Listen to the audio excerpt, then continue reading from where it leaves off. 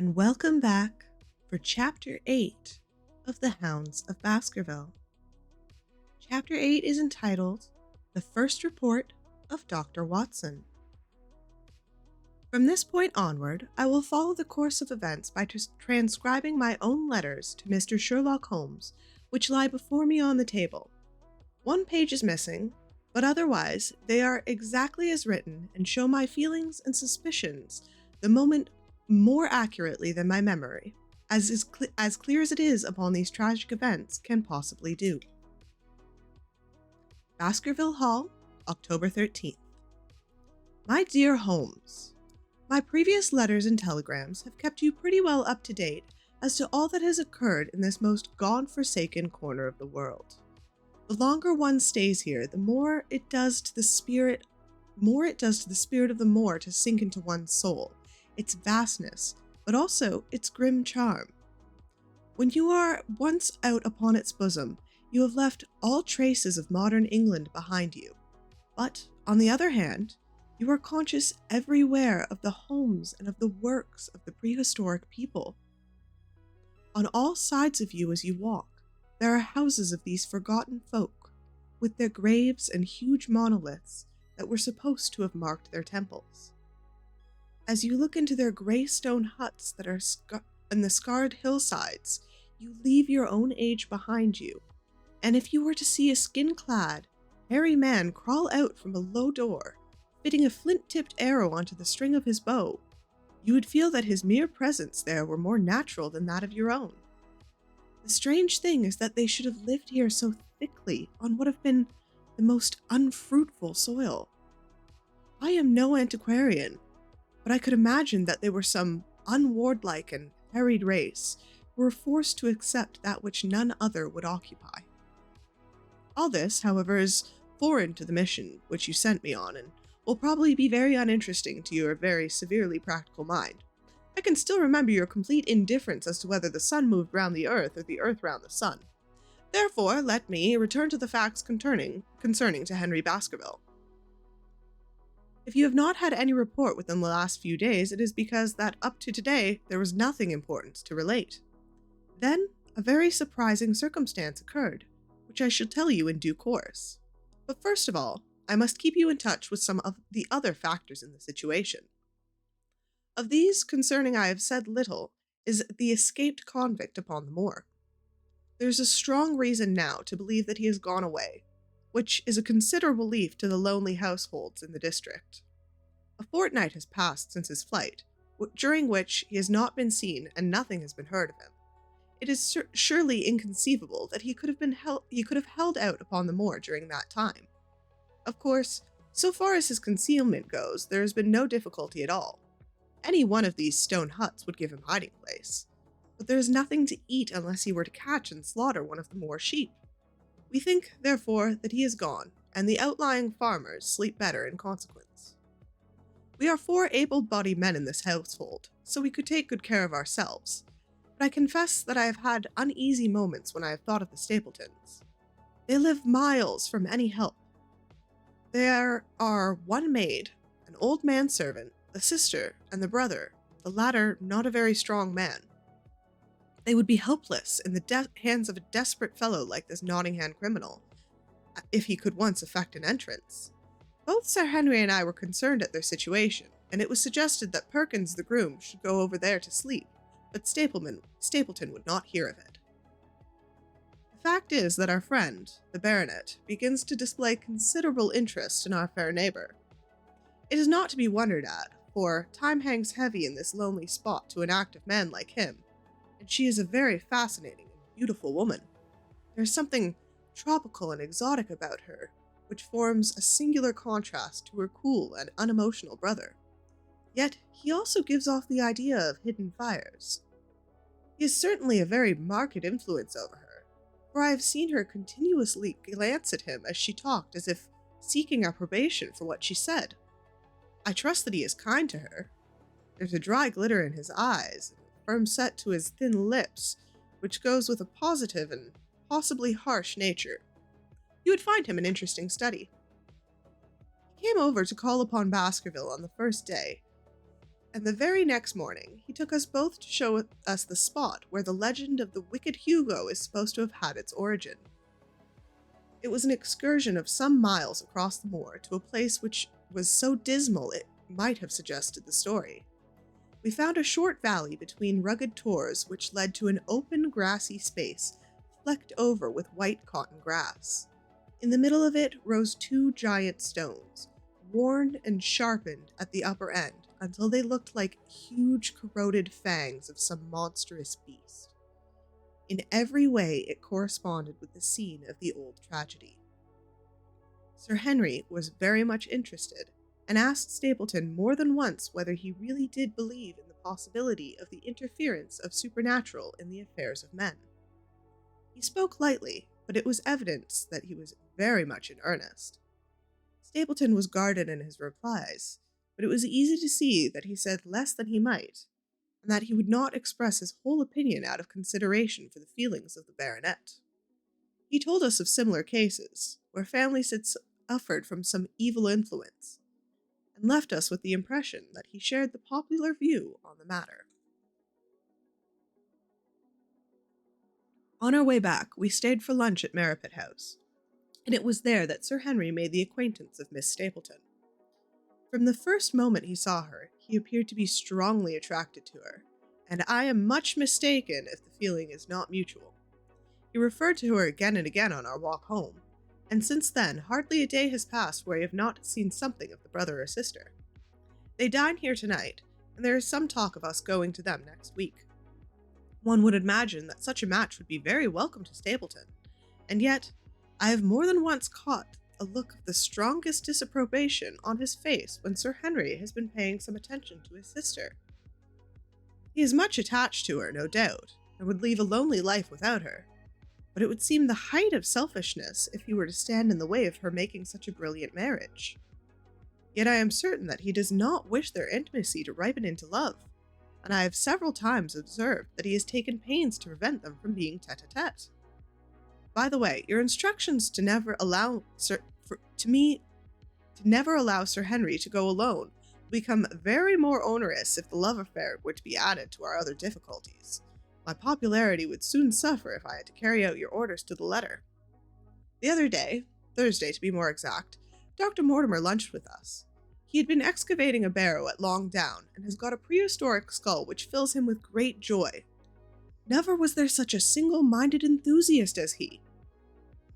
The Stapletons came in afterwards, and the good doctor took us to Yew Alley, at Sir Henry's request, to show us exactly how everything occurred upon that fatal night. It is a long, dismal walk, the Yew Alley, between two high walls of clipped hedge, with a narrow band of grass on either side. At the far end is an old tumble-down summer-house. Halfway down is the moor gate, where the old gentleman left his cigar ash. It is a white wooden gate with a latch. Beyond it lies the wide moor. I remembered your theory of the affair and tried to picture all that had occurred. As the old man stood there, he saw something coming across the moor, something which terrified him so that he lost his wits, and ran until he died of sheer horror and exhaustion. There was the long, loomy tunnel down which he fled. And from what? A sheepdog of the moor? Or a spectral hound, black, silent, and monstrous? Was there a human agency in the matter? Did the pale, watchful Barrymore know more than he cared to say? It was all dim and vague, but as always, there is a dark shadow of crime behind it. One other neighbour I have met since I wrote last. That is Mr. Franklin, of Laughter Hall, who lives some 4 miles to the south of us. He is an elderly man, red-faced, white-haired and choleric. His passion for the British law, and he has spent a large fortune in litigation. He fights for the mere pleasure of fighting, and is equally ready to take up either side of a question, so that it is no wonder that he has found it a costly amusement. Sometimes he will shut up the right-of-way and defy the parish to make him open it. At others, he will with his own hands tear down some man's gate and declare that a path has existed there from time immemorial, defying the owner to prosecute him for trespass. He is learned in the old manorial and communal rites, and he applies his knowledge, sometimes in the favor of the villagers of Fenworthy and sometimes against them, so that he is periodically either carried in triumph down the village street or else burned in effigy according to his latest exploit.